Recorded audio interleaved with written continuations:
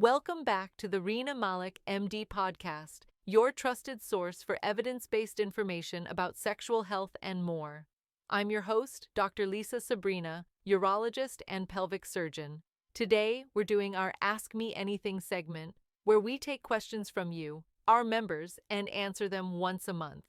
We share the first half of this podcast publicly, and if you'd like access to the full-length version, make sure to sign up for our membership at reenamalik.supercast.com. There, you'll have the opportunity to ask questions, gain early access to all our podcasts, and receive full episode transcripts. Without further ado, let's get right into it. Our first question comes from one of our members. He's a 70-year-old gentleman with moderate to severe erectile dysfunction, ED. He's tried Viagra, pumps, shockwave therapy, and constriction rings, basically everything under the sun. So, what's left for him? Let's start by talking about erectile dysfunction in general. ED can happen for many reasons, but in older men, it's most commonly due to problems with blood flow. When I see a patient with ED in my clinic, I make sure to assess their cholesterol, blood sugar levels, and blood pressure. It's important to ensure these factors are well controlled. What's good for your heart is also good for your erections. Therefore, I always recommend optimizing your overall health. Eat a balanced diet, exercise regularly, at least 150 minutes of aerobic activity per week, and take steps to improve blood circulation. These habits can make a big difference.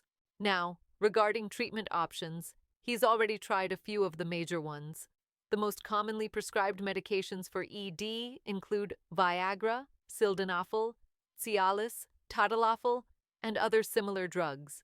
They work very well for many men and have been extensively discussed in my videos and previous podcasts. Another option is the vacuum erection device, which creates a vacuum to draw blood into the penis and then uses a constriction ring at the base to maintain the erection. The challenge with this device often lies in finding the right-sized ring. It must be tight enough to hold the erection, but not so tight that it causes discomfort. There's a bit of a learning curve, but once you get used to it, it can be quite effective. He also mentioned trying shockwave therapy, which is typically most effective for men with mild to moderate ED.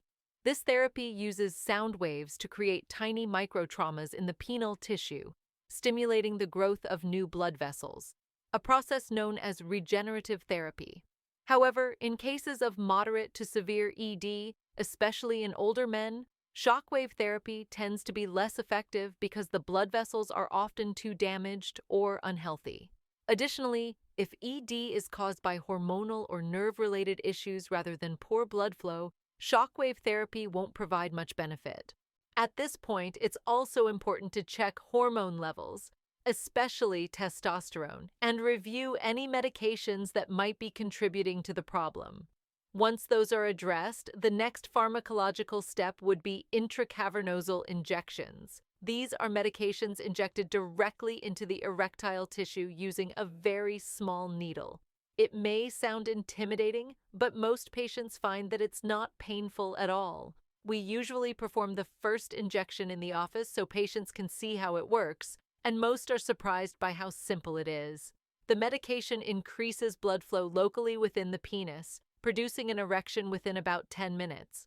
Once the right dose is established, this method is highly effective.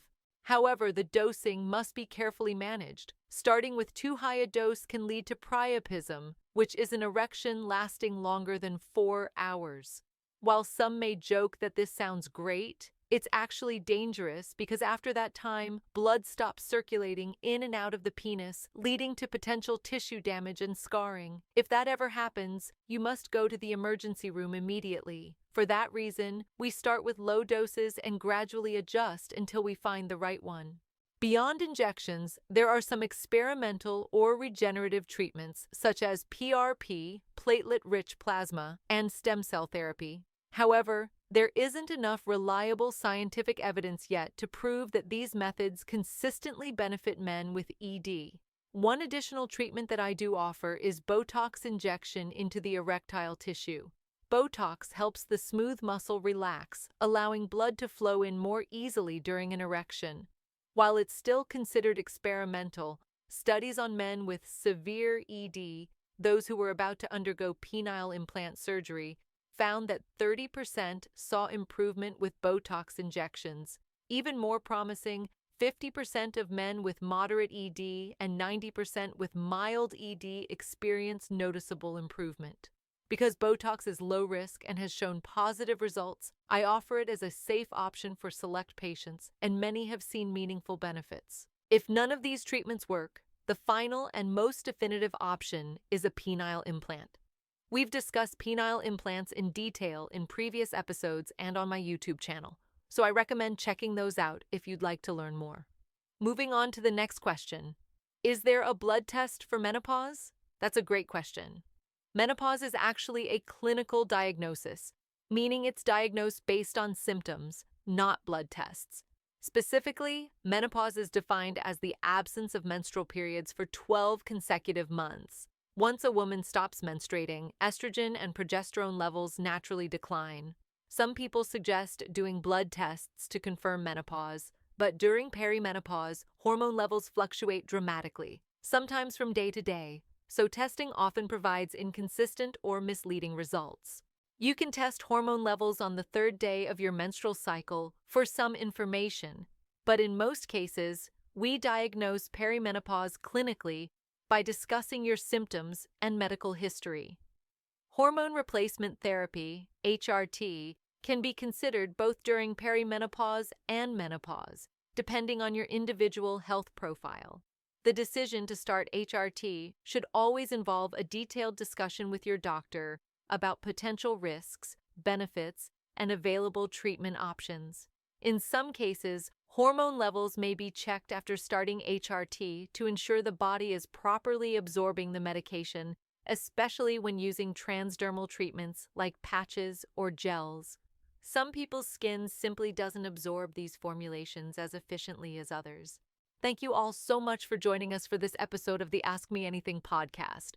If you enjoyed this discussion and want to listen to the rest of the episode, make sure to sign up for our membership at supercast.reenamalik.com, where you'll get early access to new podcasts every week, full transcripts, and the opportunity to submit your own questions.